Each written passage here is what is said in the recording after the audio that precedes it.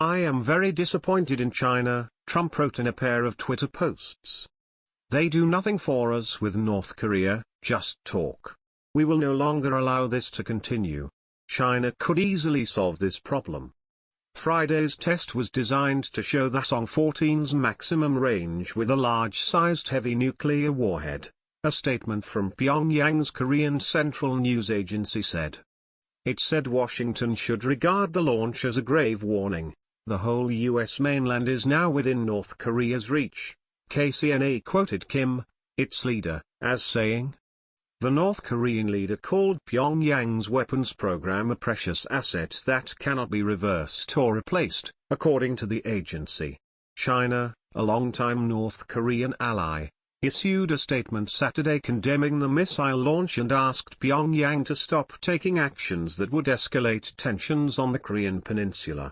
The UN Security Council has clear regulations on North Korea's launch activities that use ballistic missile technologies. China is opposed to North Korea's launch activities in violation of UN Security Council resolutions and against the will of the international community, Chinese Foreign Ministry spokesman Geng Shuang said.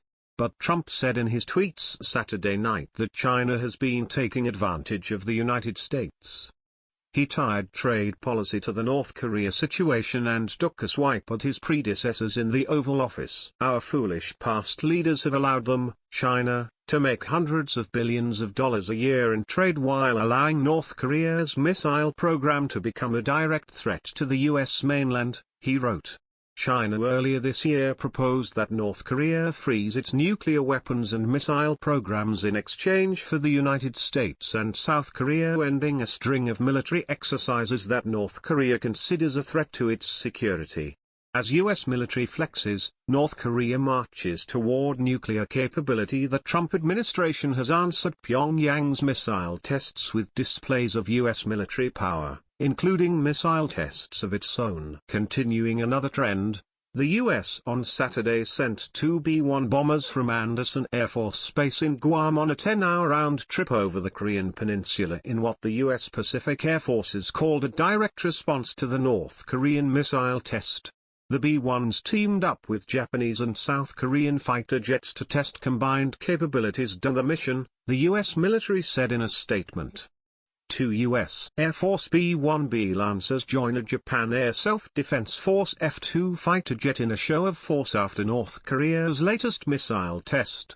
Diplomacy remains the lead. However, we have a responsibility to our allies and our nation to showcase our unwavering commitment while planning for the worst-case scenario. If called upon, we are ready to respond with rapid, lethal, and overwhelming force at a time and place of our choosing, General Terence J. O'Shaughnessy, Pacific Air Forces commander, said in the statement. While Washington continues its military pressure, it has also asked China to pressure North Korea economically to cut off its access to foreign currency. Beijing says it has slashed imports of coal from North Korea, but trade between the two countries is rising. A Chinese government official said in mid-July that China-North Korea trade was worth $2.6 billion in the first half of 2017, up about 10% over the same period last year. Trump criticized Beijing over the North Korean trade situation via Twitter in early July. "So much for China working with us, but we had to give it a try," he tweeted.